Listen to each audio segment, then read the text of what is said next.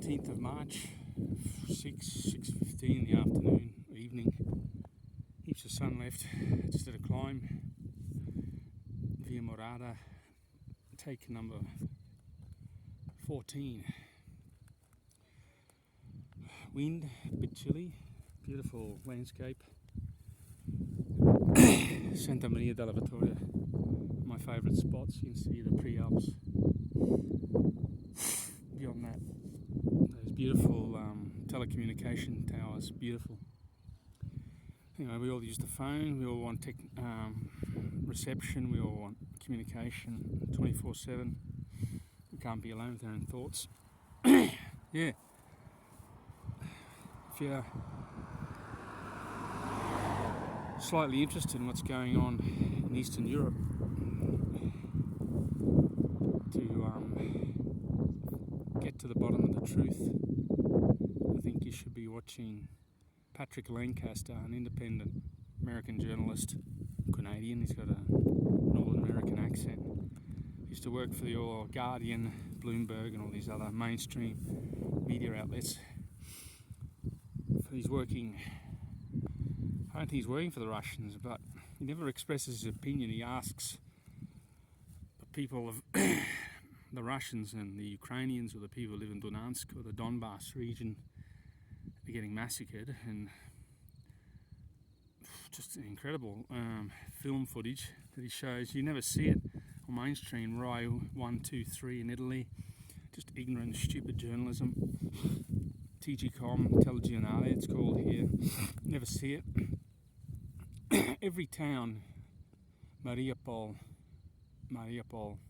that's the town in the Black Sea, and Donetsk, Lugansk, all those towns he visits, they look exactly like Stalingrad. So if you ever have an interest in history, which most people don't, or have a basic understanding of history, you see Stalingrad, it was house to house, flat to flat, factory to factory fighting in terms of military engagement between the Germans and the Russians. And the same thing's going on now. The Slavs fighting Slavs, the Ukrainians are Slavs, so the Russians. Just unbelievable destruction.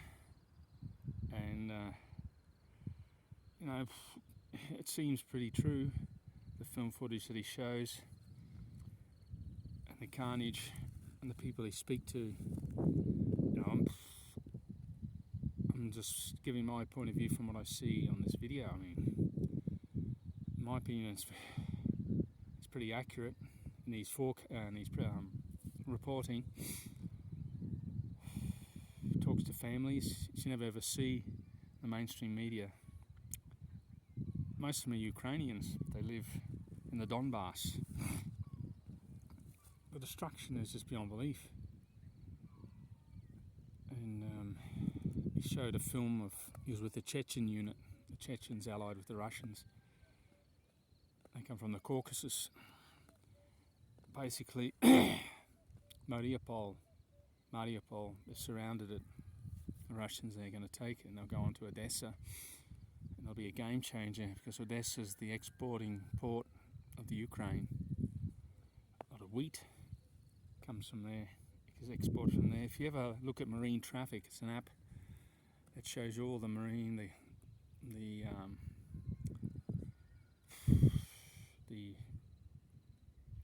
oil tankers, cargo ships that travel in the Black Sea back and forth. The traffic is constant. They haven't blocked anything, and they go through the Bosphorus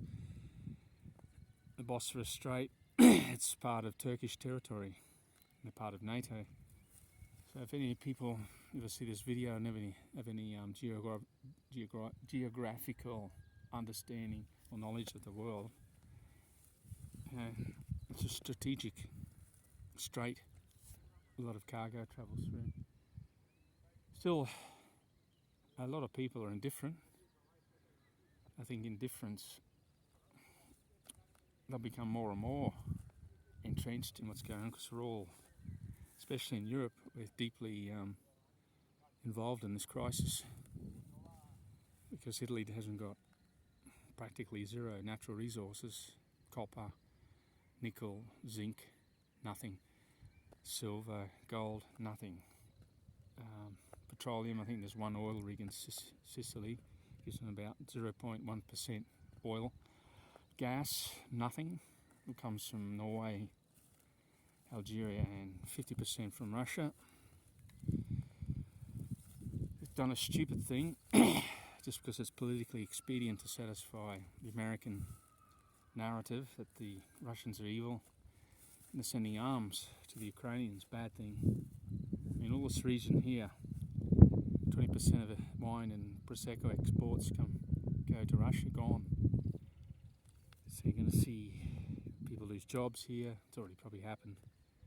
So on and so forth.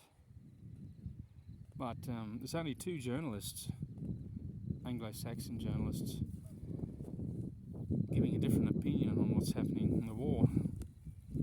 When they, like, if I look at it, Patrick Lancaster, he never expresses his opinion. He asks the protagonists, the people involved he speaks Russian, what's going on? He said, he asks them who does the shelling. He doesn't say, it's the Ukrainians, isn't it? He asks, is it the Russians? Is it the Ukrainians?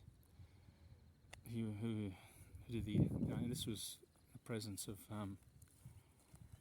he's working with the Russians. He wears the white armband. That means you're either neutral or you're with the Russians or the